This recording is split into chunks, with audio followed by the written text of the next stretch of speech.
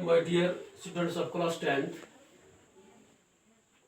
today I am going to continue my previous lesson, the sermon at Banaras. This is the second part of the lesson.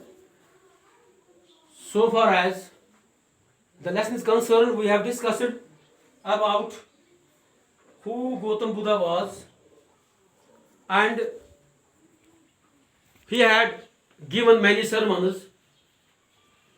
The sermon at Banaras is one of them, and it is very important.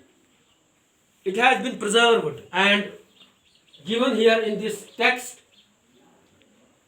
So, I have told you that Kisa Godmi went to a person when her son died. She wanted some medicine that would cure her child. She went to so many places, but she was everywhere answered that the dead do not come alive. At last she reached a man who answered her request and told her that you must go to Buddha Salamani, who could answer your question. Kisa Gautami went to the Buddha and cried, Lord and Master, give me the medicine that will cure my boy. तो उसने request की बुद्धा से कि मुझे दवाई चाहिए जो मेरे बच्चे को ठीक करेगी. द बुद्धा आंसर्ड, बुद्धा ने उसको जवाब दिया, I want A handful of mustard seed. तो बुद्धा को चाहिए एक मुट्ठी भर मस्टर्ड सीड, बीज, जिससे वो मतलब जिसकी उसको जरूरत थी.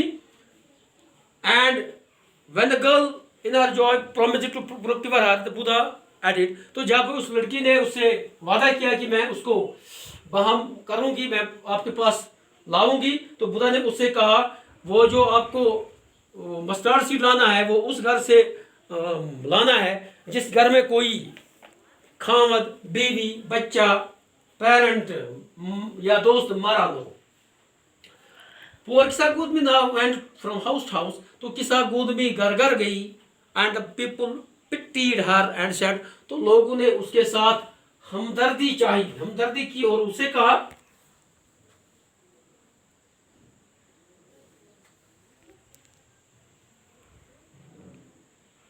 हियर इज मस्टर्ड सीड, और उसको ये मस्टर्ड सीड दिया.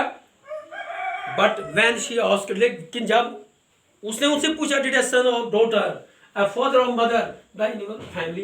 जब इस लड़की ने उनसे पूछा, किसा गौतमी ने, कि क्या तुम्हारे घर में कोई बच्चा, कोई बूढ़ा, कोई जवान मरा तो नहीं है. दे आंसर्ड, उन्होंने जवाब दिया, एलास, सॉरी, अफसोस, the living are few but the dead are many. हमारे घर में जिंदा जो है वो बहुत कम है, लेकिन जो मरे हैं वो बहुत ज्यादा हैं. Do not remind us of our deepest grief. तो मुझे वो सदमा याद नहीं दिलाए. और यानी हर घर में उसको यही जवाब मिला कि यहाँ ज्यादा जो है वो मरे हैं और कम जो है वो जिंदा है. किसा Gautami became weary and hopeless.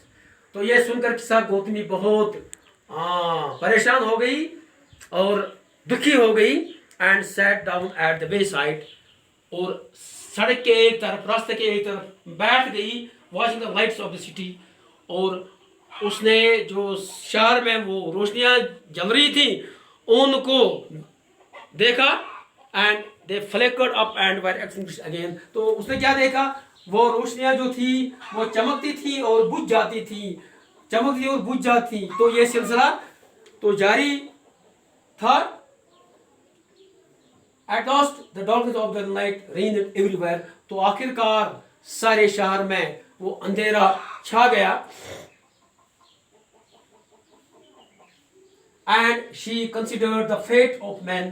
तो अब उसको मालूम हुआ कि इंसान की जो किस्मत है, इंसान की जो मंजिल है, जो गोल है, वो क्या है।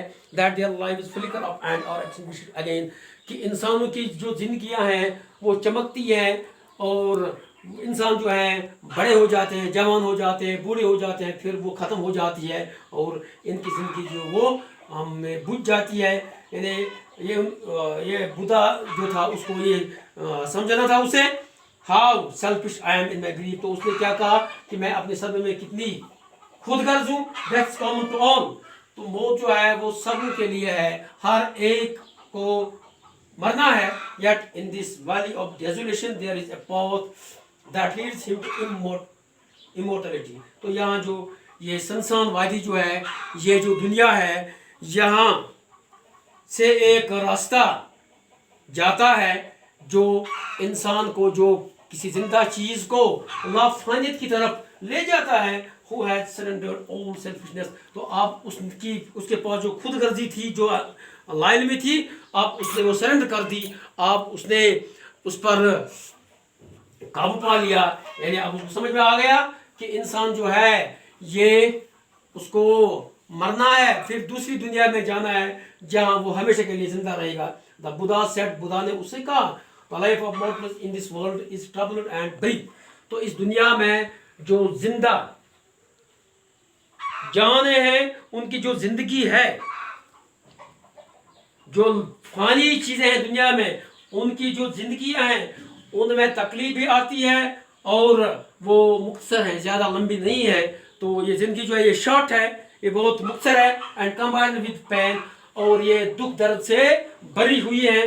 For there is not any means by which those that have been born can avoid dying. तो यहाँ कोई ऐसा जरिया नहीं है दुनिया में, तो जो यहाँ लोग पैदा हो गए हैं वो मौत को टाल सकते हैं, तर्क कर सकते हैं। इसके लिए कोई रास्ता यहाँ पर दुनिया में मौजूद नहीं है। यानी मरना तो ये जरूरी है, कुल्लु नफ्सुन ज़ाइक़तुल मौत। After reaching old age there is death. तो बुढ़ापे को पहुंचने के बाद फिर मौत ही है।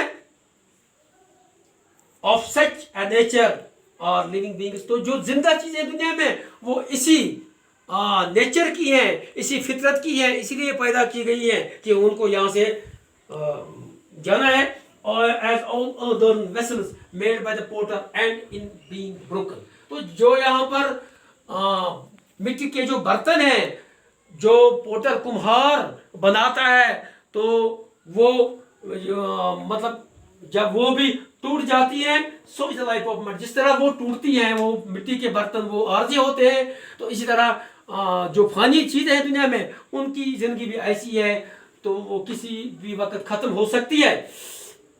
Both young and adult, both those who are fools and those who are wise. तो जो जवान हैं, जो बूढ़े हैं, जो बालिग हैं, या जो दाना लोग हैं, बेवकूफ लोग हैं, all fall in the power of death. तो सबको मौत का मजा चिकना है, और सब डेथ, तो सब को यहां से जाना है।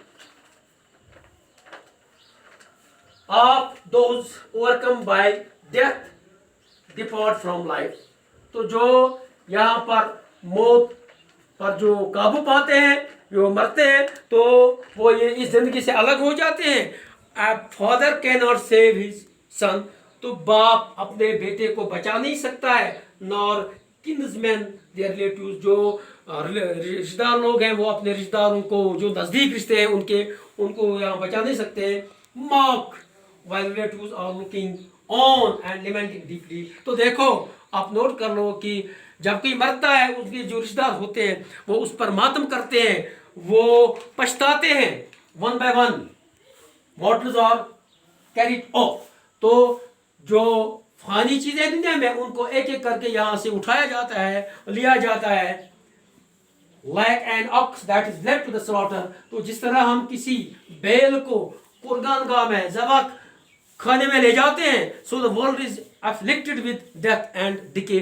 तो दुनिया जो है ये मुरकब है, it is combined with death and decay. तो यहाँ पर मौत भी है, परेशानी भी है, शक्ति भी है, Therefore the wise do not grieve. इसीलिए जो दोनों लोग होते हैं, जो पढ़े लिखे लोग होते हैं, जो समझदार लोग होते हैं, वो मौत पर मातम नहीं करते हैं कि उनको मालूम है कि ये इट इज़ बाय नेचर, तो मरना ही है। उनको मालूम है कि ज़िंदगी जो है ख़त्म होने वाली है, तो ये तो कुरान में भी लिखा है, इसलिए वो इस पर मातम नहीं करते हैं। It is for granted knowing the terms of the world. उनको मालूम होता है कि दुनिया की जो टर्म्स हैं, तो दुनिया के जो उसूल हैं वो क्या है, वो इससे वाकिफ होते हैं। सो इसलिए वो they don't grieve over the death of anyone, neither from weeping nor from grieving will anyone obtain peace of mind. तो दुख करने से या रोने से, मातम करने से किसी को दिमागी सुकून या अमन नहीं मिलता है। On the contrary his pain will be greater and his body will suffer. तो इसके बरक्स उसका जो दर्द होता है वो बढ़ता है, और उसकी जो बॉडी, जिस्म जो है, उसको दर्द महसूस होता है। He will make himself sick and pain. तो दुख करने से, मातम करने से, तो इस पर मतलब ये चीज़ें अंदर रखने से उसका जो वो बीमार पड़ जाता है, और वो दर्द होता है, वो कमज़ोर होता है। येट द डेड और नॉट सेव्ड बाय हिज लैमेंटेशन। फिर भी जो मरा हुआ होता है, वो उसके मातम करने से उसको जिंदगी नहीं मिलती है, वो बच नहीं जाता है। He who seeks peace should draw out the arrow of lamentation. तो वो जिसको अमन चाहिए, जिसको सुकून चाहिए, उसको चाहिए कि वो इस दुख को अपने जिस्म से अंदर बाहर कर ले, निकाल ले, एंड कंप्लेंट, और जो उसकी शिकायत, उसके बारे में कोई शिकायत न करे, एंड ग्रीफ, और दुख न रखे, परेशानी में न पड़े। He who has drawn out the arrow, जिसने इस चीज को बाहर निकाला, इस परेशानी को बाहर निकाला, एंड हैज बिकम कंपोज्ड, और जो मतलब जिसको ये खबर मिल गई, जिसने इस पर अमल किया, will obtain peace of mind. तो जिसने इस पर मतलब सब्र किया, तो उसको दिमाग की सुकून हासिल होता है। He who has overcome all sorrows, जिसने तमाम मुसीबतों पर काबू पा लिया, will become free from sorrows. तो वो मुसीबतों से आज़ाद होगा, एंड बी ब्लेस्ड, और उसको मतलब खुदा की तरफ से मेहरबानी मिलेगी और सुकून मिलेगा। वो दुनिया में खुशी की ज़िंदगी बसर करेगा, क्योंकि उसको मालूम है कि दुनिया जो है ये आर्जी चीज़ है, ये तो यहाँ कुछ चंद दिन निकालने, ये इट इज़ ये मुख्तसर ज़िंदगी है, इट इज़ ब्रीफ। तो यहाँ से फिर जाना है, तो वही अच्छी ज़िंदगी गुजार सकता है जो इन चीज़ों पर अमल करता है, और इन जो इस पर मतलब दुख रखता है या मुसीबत में पड़ता है, उसको सुकून नहीं मिलता है। लिहाजा जब ये बुद्धा ने इसको किसा गौतमी को समझाया, अब उसको बात समझ में आ गई, तो बुद्धा ने उसको आसानी से ये क्लियर कर दिया कि ज़िंदगी जो है ये दुख दर्द से भरी हुई है, और फिर ये मुख्तसर ज़िंदगी है, फिर यहाँ से जाना है और दूसरे आलम में पूछना है, आलम बरज़ख में, और वहाँ की ज़िंदगी जो है वो इमॉर्टल है, वो लाफानी है। तो इसी के साथ ये हम लेसन कंक्लूड करते हैं।